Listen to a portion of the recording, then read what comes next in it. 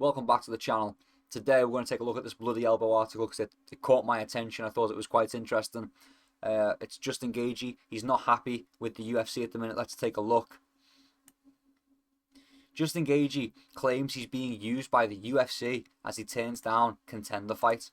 How interesting. Unfortunately, the relationship between the 36-year-old and the UFC seems to be getting increasingly worse, and the former interim lightweight champion has recently claimed that he's being used by the UFC. Now, if you don't know, Gaethje's been talking about retiring. He's been talking about retiring quite a bit recently because he beat Rafael Fiziev at UFC 313, and then Paddy beat Michael Chandler at UFC 314, and now everyone wants Gaethje to fight Paddy to see who gets the next title shot. Gaethje doesn't like that math. Gaethje's decided he doesn't like that math. Gaethje's potentially suffering with some CTE, and I think, you know what? He should retire.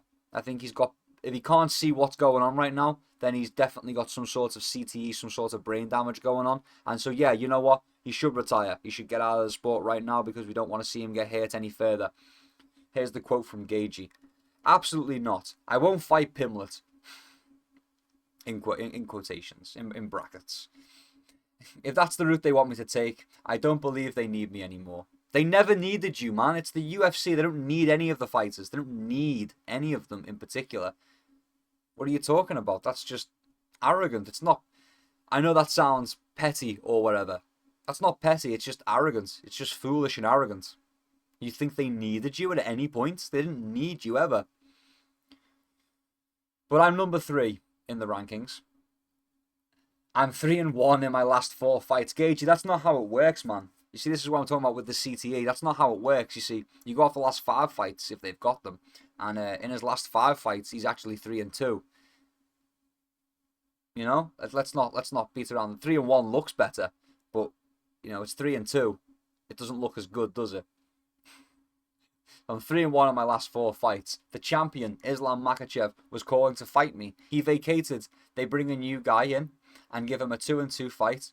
So their math tells me they just want to use me until I get beat.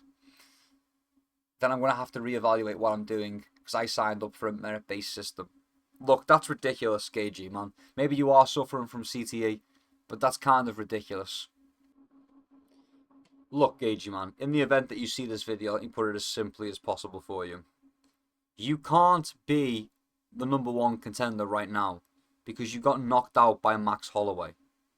And Max Holloway went on to get knocked out by Ilia Topuria.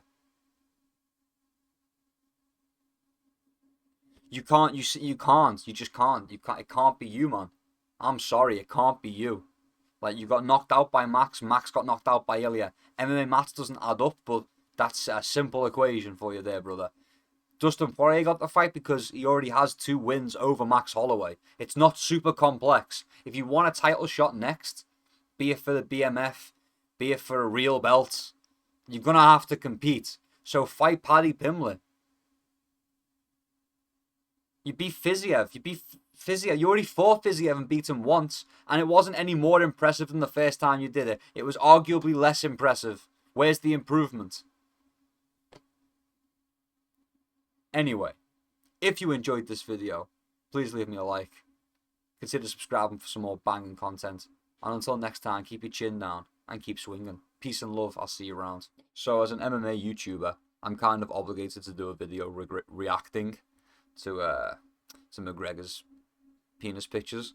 I know I'm a little bit late to it, but I feel like it does still need to be done. That was one issue that I was late to the thing, but everyone's done one, so you know I've kind of got to do one. I haven't seen it. I don't want to see it.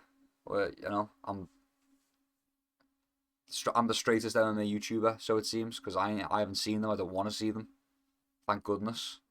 So how am I going to do this video without you know seeing them? Well, it's simple. I'm not going to make this video because this is just slapped into a different video somewhere randomly. Gotcha. So I'm going to bring you the content, don't worry. I have figured out a loophole. I have gone out there into the mean world. I've gone out there and I've found a gay.